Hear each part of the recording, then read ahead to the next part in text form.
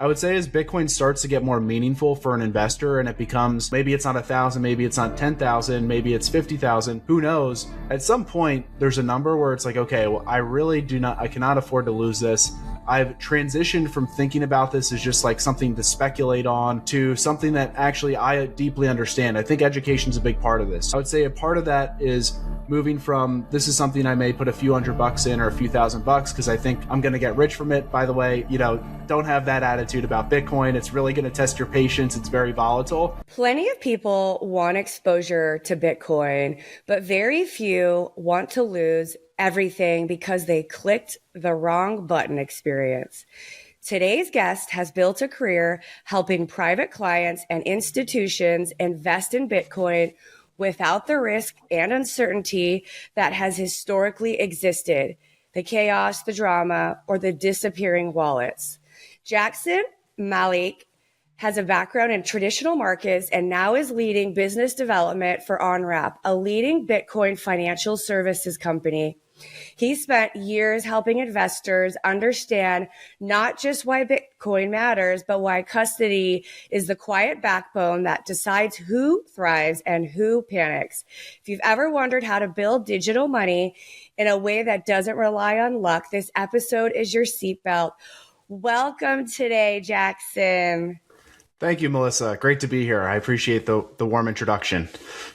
Now, you spent a lot of time helping people understand the Bitcoin opportunity. Before we get to the Bitcoin custody and risk, let's start with a little bit about your background. What is the real investment thesis behind Bitcoin today? Yeah, sure. So I first invested in Bitcoin in 2017, but I really did not fully understand it, I would say, until 2020. And I'll take you through just what caught my attention at that point, because really it hasn't changed. Despite the volatility from 2020 through present day, early 2026, not much has changed about the investment thesis behind Bitcoin. So in 2020, I'm sure your audience remembers that things got a little crazy. And if you focus specifically on the financial markets, the response to what happened was a ton of liquidity, like almost it's unimaginable numbers of new dollars, new currencies that entered the financial markets. Global central banks floored interest rates to 0%, in some cases even negative interest rates, which is a weird one to wrap your head around. And so you had so much liquidity come into markets at that point. And this wasn't something new, really. If we take a quick step back, since 1971, the dollar has actually not been pegged to any hard asset. It used to be pegged to gold, but for over 50 years now, it has not been. And so what you've seen, doesn't matter which political party is in power, what you've seen is continued deficit spending, continued inflation of the dollar that everyone's feeling, whether it's your house price, your insurance, your grocery bills, utility bills. Everyone really feels it, especially now in the past 5 or 6 years. And so the issue, there's no point of really looking at Bitcoin as a solution until you understand what the problem is. And the problem is that the dollar and other currencies can just be created at will to paper over any losses, to prevent calamity in the markets. You saw the same thing with the great financial crisis in 2008. The response was add more liquidity, add more dollars to the system, lower interest rates. And so that was even to a greater degree in 2020. And so that's when things really started to click for me, because I was actually at a front row seat to it. I was working on Wall Street for a couple of years at that point. I was working with all sorts of fund managers, hedge funds, private equity, et cetera. Everyone was making a ton of money, Melissa. It was like 2020 was a terrible year for a lot of small businesses, but for Wall Street, it was a phenomenal year because there was just so much liquidity that came into markets and all the asset classes were ripping. So to me, it was like, that did not sit right with me. Why is this happening? And I dug into the plumbing, and what I came out on the other side was, well, Bitcoin makes a ton of sense in a system where there's constant debasement, devaluation of the dollar, and it's structural, meaning there is no way to avoid this outcome going forward. And so this could be applied to Bitcoin, but it also applies to real estate, equities, et cetera, right? People don't want to save in dollars. They increasingly don't want to allocate to bonds. They want to own things that will actually grow and preserve their purchasing power. So Bitcoin is attractive because there's only 21 million Bitcoin. So this is, and we can get into the details, but high level, there's only 21 million. Nobody can change that. No individual, no government, no corporation, et cetera. So it's actually the first time that scarcity has existed digitally. And the issuance of it is predetermined, meaning how we got from 0 Bitcoin in 2009 to 21 million in about 100 years from now is predetermined. There's no changing the supply and the rate of which that new supply comes on board. So it's actually an incredibly scarce asset relative to the dollar if you want to make it that simple. And so that's why over the past 15, 16 years, more and more people have been considering Bitcoin as an investable asset because they're just looking for scarcity. People are just looking for whether it's purchasing investment properties or it's purchasing just S&P 500 or name your favorite software stock. People are looking for assets that are more scarce than the dollar. Ready to lead smarter and invest wiser? On the Executive Connect podcast, we unpack executive strategies for wealth and influence. Hit the subscribe button now. Don't just watch, act. Yeah, absolutely. Now let's get into talk a little bit about why custody matters more than people realize. I think when I first started in the Bitcoin space, I was just buying it much like I bought stocks. But a lot of newcomers are thinking Bitcoin is the hardest part, but you said the real story is the custody. What makes the custody such a critical piece with Bitcoin? Yeah, I mean, it's really the problem to solve. So it's easy to buy Bitcoin, especially now in 2026.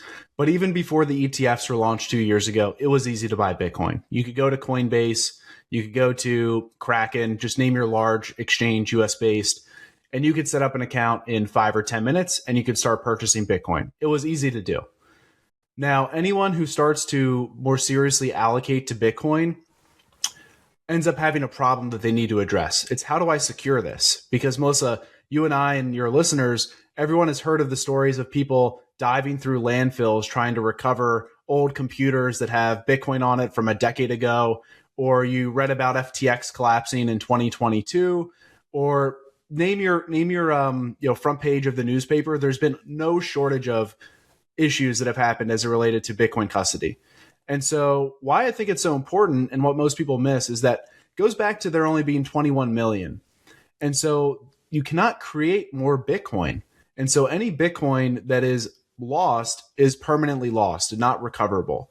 If you juxtapose that to the financial system, if you own an equity, for example, that issuance or that ownership is a record, and that record is kept with multiple custodians.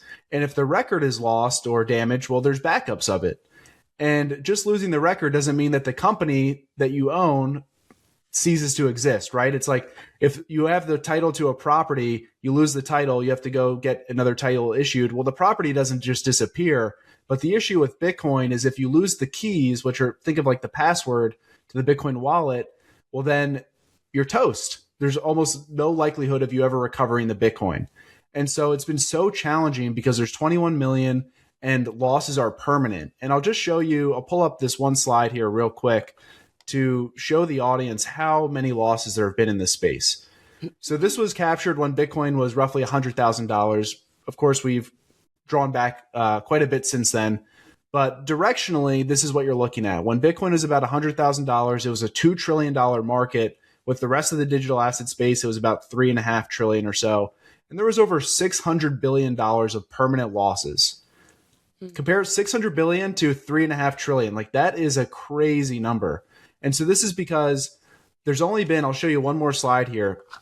There's only been really two ways to manage your Bitcoin, and they both have pretty significant trade-offs. So the first would be where most people start. You open up a Coinbase account. I just use them because they're the familiar name, public company. They've been around for a long time. But you could replace Coinbase with any exchange. You open up an exchange account. You start buying Bitcoin. If you're listening to different analysts in the space, listening to podcasts, you might start to hear that, well, the exchange custody is not secure because your wallet can be hacked. You can your Gmail can be hacked. Someone can steal your credentials, log in, and move your Bitcoin out. And so what a lot of proponents will talk about is self-custody. Now, Melissa, this is interesting because you can actually manage the Bitcoin yourself. You could buy a device called a hardware wallet, and you could send Bitcoin from your Coinbase account to a hardware wallet. But now that you're no longer relying on an institution, great. I don't have to worry about my Coinbase account being hacked. But now I have to worry about managing this device and the password indefinitely. And if I lose it, no one is coming to save me, right? So it's been really challenging, especially once you start to allocate in size and you start to make Bitcoin more of a strategic allocation in your portfolio, and it grows in purchasing power over time, it is really challenging to navigate this. And so we can definitely get into more detail on ways to think about solving it, but this is the challenge that's existed for the past 15 years, is how do you keep your Bitcoin safe? That's a great point. So at what point in the, investor journey should custody be a primary consideration rather just an afterthought? So is it a dollar amount? Like if people are buying, $1,000 a month or whatever, $500 a month of Bitcoin, at what dollar amount, at what coin amount, is there a certain piece that they should be thinking of? I would say it's good to just be educated early on. And so obviously the stakes rise as the amount of Bitcoin that you own increases, right? I would say with our business, it's a tough question to answer because for everyone, a dollar amount could be different. For a Bitcoin amount could be different. It's all relative to your total net worth and what you can afford or not afford to lose, right? So I would say as Bitcoin starts to get more meaningful for an investor and it becomes, maybe it's not 1,000, maybe it's not 10,000, maybe it's 50,000, who knows? At some point, there's a number where it's like, okay, well, I cannot afford to lose this. I've transitioned from thinking about this as just like something to speculate on to something that actually I deeply understand. I think education is a big part of this. So I would say a part of that is moving from this is something I may put a few $100 in or a few $1,000 because I think I'm going to get rich from it. By the way, don't have that attitude about Bitcoin. It's really going to test your patience. It's very volatile. But if you transition from thinking that way into long-term, okay, Bitcoin makes a lot of sense in the context of the broader financial system. I think I'm going to continue to add to this, but now I need to really think about custody. That number could be different for anyone, but I would just challenge or at least leave the audience thinking about what is the number where I cannot afford to lose this, or when do I actually start taking this more seriously than just something I'm throwing a couple $100 at or a couple $1,000 at? So going back to your example, so for those that are custodying through Coinbase, and they have taken it off Coinbase onto a hardware wallet device, what's the trade-off? Why would somebody do that? Right. So look, Coinbase, again, we're not disparaging Coinbase, but I want to use them as an example because everyone knows them. Coinbase's infrastructure, I just want people to be clear, Coinbase's infrastructure is very secure, at least from my perception. I think since they were launched in 2012, 2013, I don't think there has actually been any sort of issue at their infrastructure level. Now that said, meaning like how they manage the keys, how they keep the Bitcoin secure. Now that said, it's not uncommon to know someone or hear of someone who's had their Coinbase account hacked or another exchange account hacked. The issue, Melissa, is not necessarily that Coinbase and how they manage the keys is insecure, but it's more so the fact that there's very weak points of authentication between the end user and their Coinbase account. Like think about if you had a Fidelity account or Charles Schwab account, someone cannot really get your credentials, start liquidating all of your holdings in your Fidelity account and move all the money out. There's just a lot of controls in place that would prevent that from ever happening.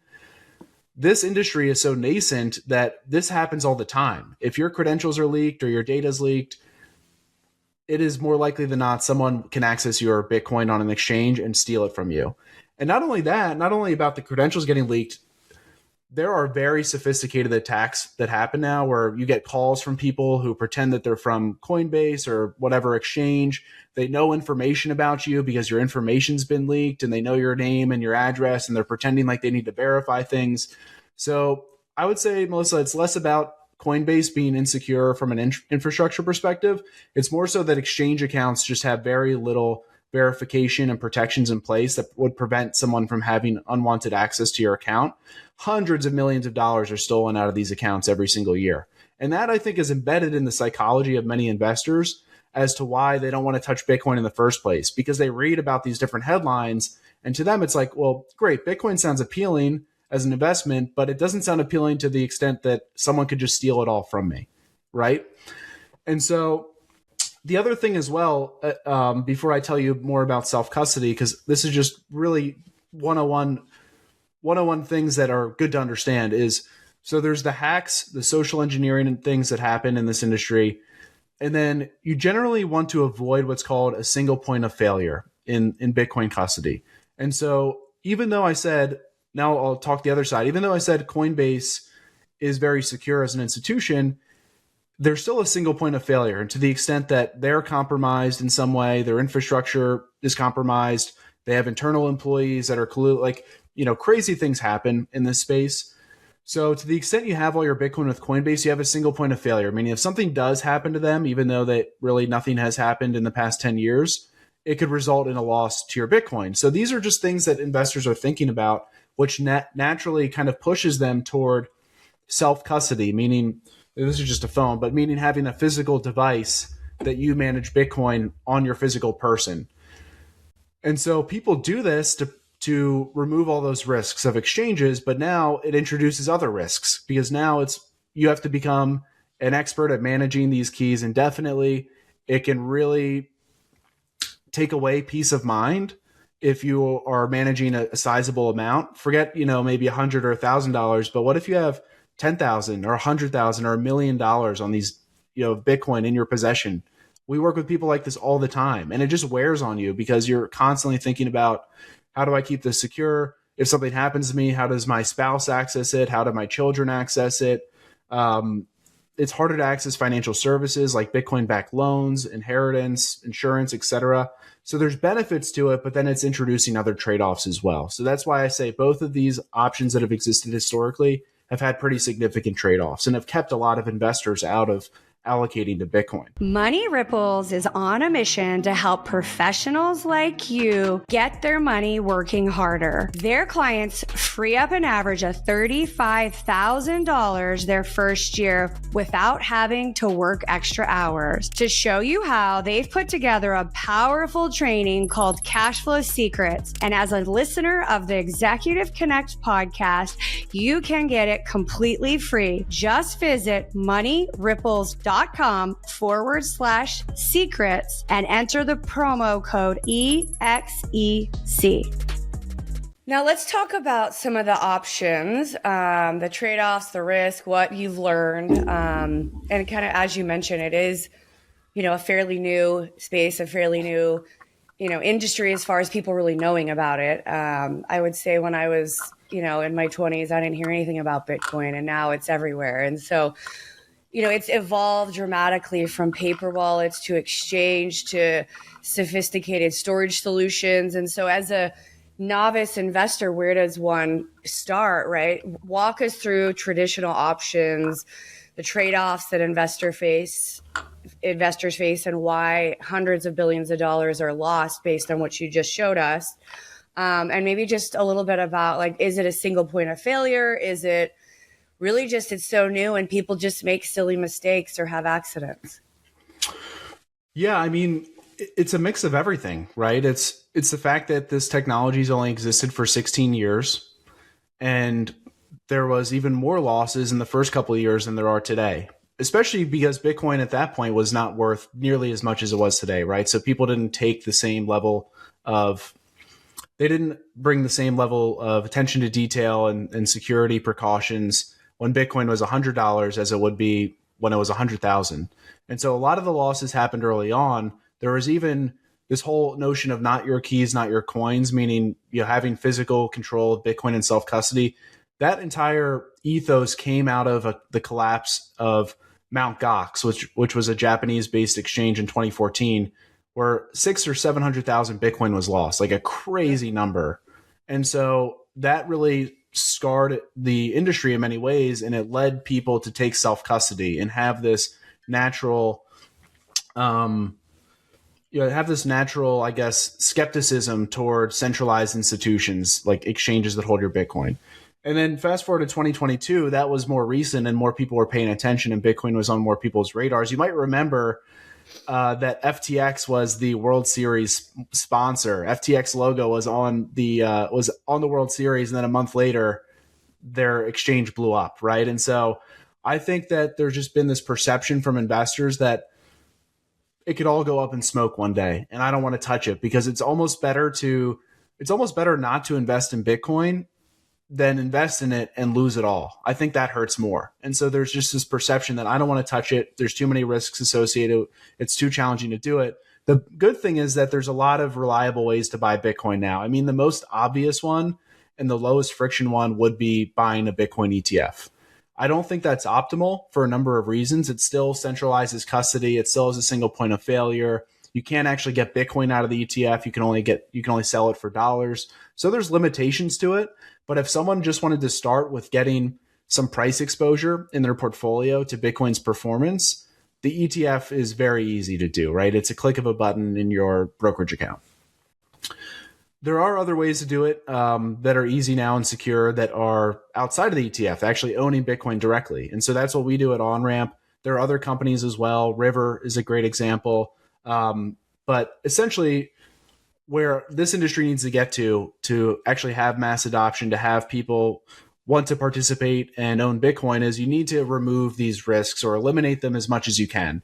And so that speaks more to the solution that we're building. There's other companies that are trying to build a similar solution that we already provide to the market, where essentially you no longer need to trust a single institution that could be compromised and result in a loss, but you also don't need to trust yourself. You also do not need to become an expert at managing the keys yourself. And so really we're reducing friction. If I were to go back to like the 90s, right, and you talk about what early internet adoption looked like, people used to run their own email servers and do all these things in their home. Everyone uses Gmail now, or everyone uses like name your favorite inbox provider, right? These are, if you compare the early Bitcoin days, the early internet days, running your own email server is akin to kind of managing your own keys in Bitcoin. There's always going to be people that do it, but it will not be the standard, in my opinion, that gets us to mass adoption, 10, 20, 30 years from now. It just needs to be easier. It needs to be more secure. And so that's what we're focused on at OnRamp. And of course, other companies in the space are focused on as well.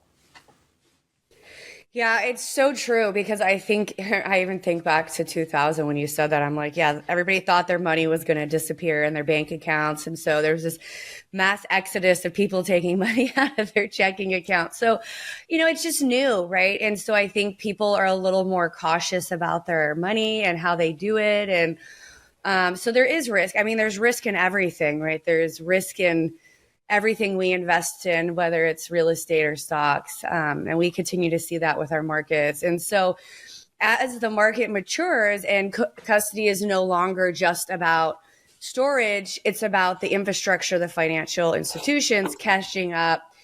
And what do you think about how custody solutions have evolved in that space? Like, are they catching up? I've seen different emails that have come into my inbox on potential new ways to custody Bitcoin and get it out of Coinbase. Or talk to me a little bit about these kind of sophisticated solutions.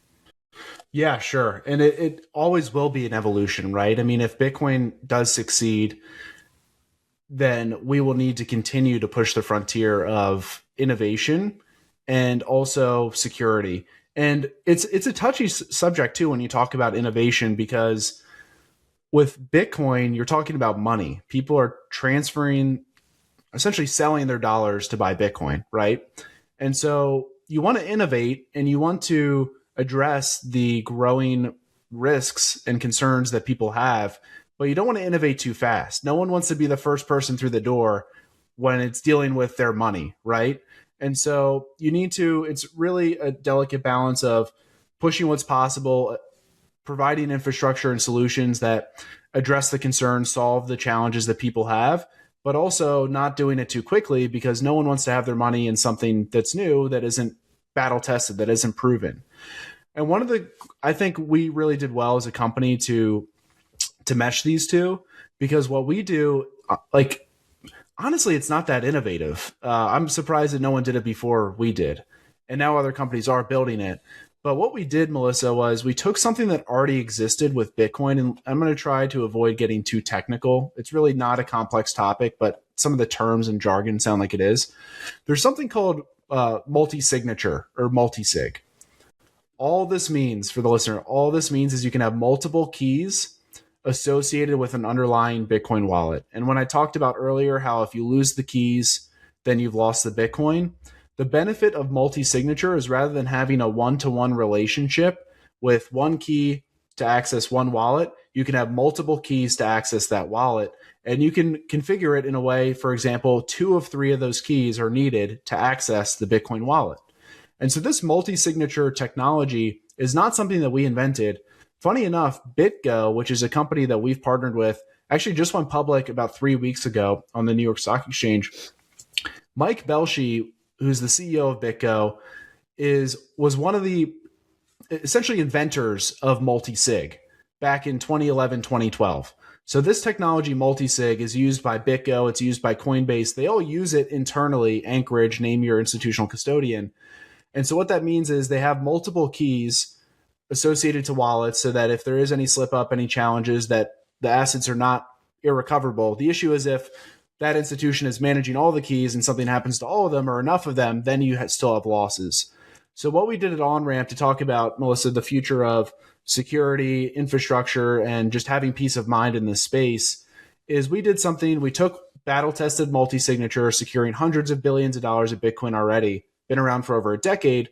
And what we did that was new 3 years ago when we started the business was you have multiple, instead of having BitGo or having Coinbase manage all of the keys internally, why don't you have multiple independent institutions that participate, collaborate, cooperate in managing the wallet on behalf of the end client? And so what we're looking at on the screen here is you have OnRamp, which is our company, Texas-based. BitGo, they're based in California, but we work specifically with their trust company in South Dakota. And then you have CoinCover in the UK. And we have other partners as well, but this is our standard configuration. And what you're looking at here is there's 3 keys. Each institution manages one of them. And you need 2 of these 3 keys, so 2 of these 3 institutions to access your Bitcoin. So actually one of the cool things about this and what ultimately gives confidence and peace of mind to our clients is something can happen to us or something could happen to one of our partners and it no longer results in a loss of your Bitcoin. Like that's a really important breakthrough.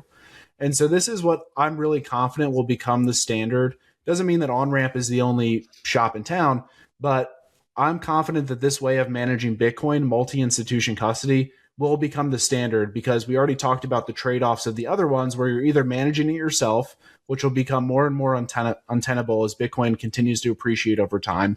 And then the other option is we'll leave it all with Coinbase or leave it all with name your centralized custodian. We already talked about the risks there. So I'm very confident that this decentralized, distributed, risk-managed way to secure Bitcoin will be the standard.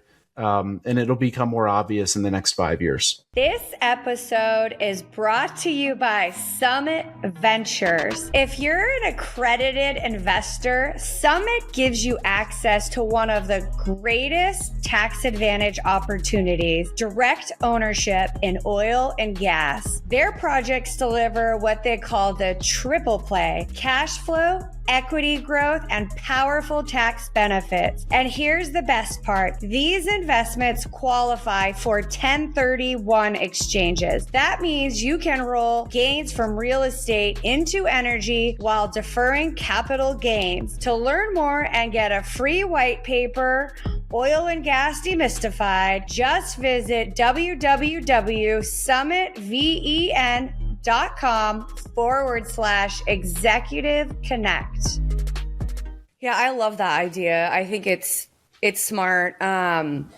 It made me think. So I spend a lot of my career in regulated markets, regulated industries, banking, healthcare, gambling. So how do regulatory frameworks influence the development of these custody services? Yeah, it's a great question. It's as you probably know, it's been a very unregulated industry for quite some time, and we're starting to see that change. You have last year the Genius Act was passed, which was mostly focused on stablecoins and integrating stablecoins into the traditional financial system. Right now, it's unclear when the Clarity Act will be passed and what that'll look like. But the Clarity Act is something we're paying attention to in the industry that'll really help to define what's what in terms of commodities, securities, market structure, et cetera. Because one thing that's interesting is there's been back and forth and differing opinions on right now, Bitcoin is deemed a commodity, but there's a lot of ambiguity and a lot of gray area around the rest of the space. Are these securities? So are these unregistered securities? That would be a big problem with the SEC. Are they commodities as well?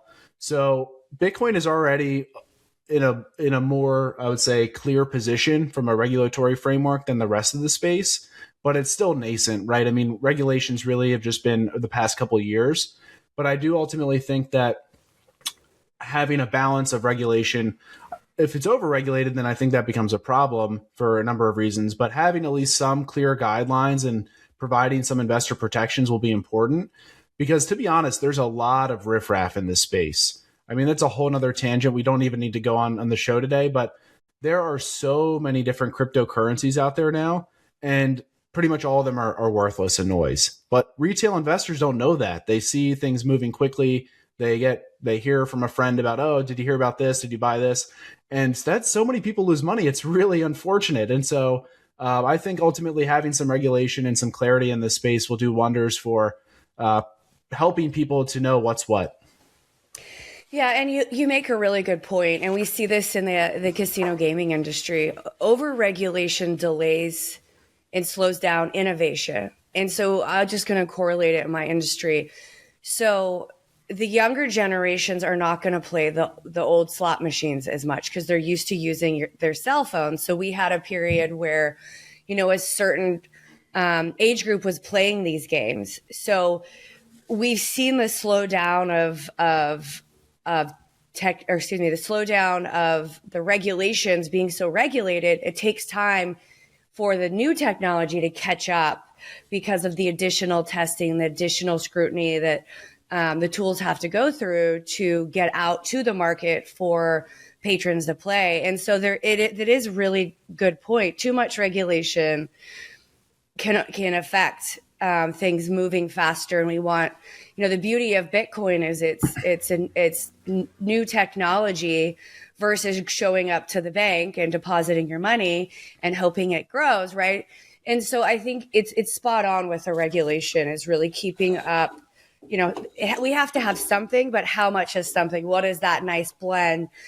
So people that are investing in it feel safe and they want to invest in it versus there's so much regulation, we can't accomplish what we need to do with the custody and such. So for everyday investors, family offices, or people thinking long-term about Bitcoin, how does custody unlock that broader adoption of Bitcoin? So do you tie custody to people wanting to invest more in Bitcoin outside of just Coinbase?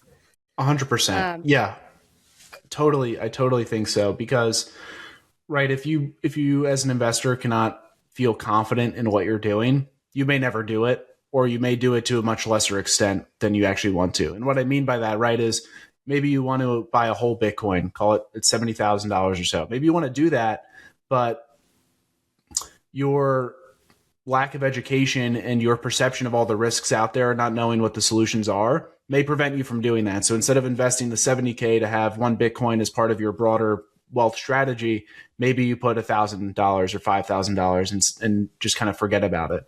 So this is actually critical, because I think without solutions that provide security, peace of mind, most people stay sidelined for a long time. And I think that's a shame, because Bitcoin has done good for me. I've had to kind of figure things out as I go. And I did the self-custody. I've been on Coinbase before, but now I use OnRamp for my own personal assets for my family. And it's nice to just kind of eat your own dog food, right? We're building something that I'm actually using, and it helps me. And I know it helps countless other people as well. So I think it's absolutely critical. Put us aside for a second, just for this industry to be focused on building solutions and standards that give people peace of mind, that give them confidence, and know that I can actually invest in this and not have to worry about it. Because my bear case is that Bitcoin does become just part of the investable universe. My bear case is that everyone owns a little bit of Bitcoin in their portfolio in the next 5-10 years. My bull case is that Bitcoin actually will become a global form of money, which sounds crazy. It's a whole nother, discussion to have. But even in the bear case, we're still in the very early stages of investors starting to understand Bitcoin and starting to incorporate it into their portfolio. And so I think it would be a real shame for people who want to do that, but ultimately can't find the right solution or get confident and end up not doing it. So I think it's, arguably one of the most important things. Okay, so if we're having this conversation 3 years from now, where do you believe or what do you believe will have changed the most? I think the stigma around owning Bitcoin will be gone. And I hope we kind of talked about it briefly before we hit record. I hope that it's less politicized than it is today, because I was telling you that it's just a technology, right? If you politicize Bitcoin, it's almost like politicizing the internet. The internet is just a tool that you use to access information, to work, to do things online. Bitcoin is just a tool that you can use to preserve and grow your purchasing power outside of a financial system that is destroying your purchasing power through the dollar, through inflation. And so I hope it becomes more mainstream. I think it will, because now I'm someone who really likes to go back to incentives. And what are the incentives for adoption? Well, now you do have all the biggest Wall Street firms. They can make money from Bitcoin, right? They have Bitcoin products now. So they're incentivized to be proponents of it. That was not the case a few years ago.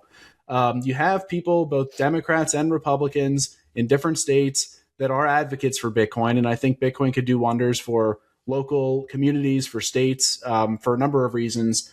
And so what I would expect in the next 3 years is the stigma to be at least lessened or potentially removed from Bitcoin. And there's just a much wider understanding of what it is, why someone would own it. Because right now it's very unclear, and it kind of ties back to what we said earlier. It's hard to distinguish what's the difference between Bitcoin and other cryptocurrencies if you're new to this, right? And so you kind of like, everything's a stepping stone. It requires just a lot of education, like any new technology would. Like we talked about artificial intelligence a bit as well. For someone to actually become proficient at that, it requires a lot of education to get there. It's not something you just open up Claude by Anthropic one day and you're great at using Claude code or whatever you're doing. Like this takes time. And so Bitcoin's no different. I think 3 years from now, we'll be in a totally different place. And I ultimately think that anyone who has a long-term view of this asset ends up doing pretty well. But it's definitely not something that you should expect to buy and get rich from, because it's going to be very painful and it's going to take a lot longer than you think. Yeah, well said. Thank you so much for being here today. I loved the discussion. I want to get any kind of final thoughts or anything that we didn't touch on that you want to leave with our listeners. And then kind of second piece, tell us a little bit about the best way to connect with you and learn more about the good work you're doing. Thanks, Melissa. Well, I would say for anyone who does want to get in touch, you can find me, Jackson, at onrampbitcoin.com. So you can shoot me an email. I'm happy to answer questions. I'm speaking with people all day, every day, and no question is stupid. So feel free to reach out. And then if you just want to check out the website, it's onrampbitcoin.com. I did want to call out a few things just very quickly in terms of what people can expect with what we do. So we talked about custody, but I just want everyone to know as well that insurance is on every account through Lloyd's of London. We do inheritance planning built in, dynasty trust for more comprehensive estate planning, Bitcoin IRAs, if that's interesting. You can buy Bitcoin through us. So there's a whole bunch of things that you can do with us. And I just want people to know it's not only about custody, but arguably, as we discussed today, custody is the most important aspect because that gives you the security to invest long term. So I would say, and then my final thought would be, look, it's volatile. I think we're down 40-ish, 45% from the all-time high. This is normal behavior. I think Bitcoin, it's been published over 400 times in different publications that Bitcoin has been deemed dead. And I had a guest, Eric Balchunas, on from Bloomberg last week on my podcast, and he equates Bitcoin to Rocky. It's like, do you actually expect, if you watch the Rocky movies, do you actually expect Rocky to die? No, he's got, he might get beat up a little bit in the movie, but he ultimately wins. And so it's a great analogy. The volatility can be tough to stomach, and that's why it's good to have a team that's there to support you and answer questions for you. Well said. I love, by the way, since you said it, Rocky was like my power song when I was an athlete. So as you're saying that movie, that was one of my power songs. I love it. In high school. I love it. And in college. So I what a great way to end. Thank you so much for being here and sharing your knowledge with our listeners. That's the Executive Connect podcast. Thank you, Melissa.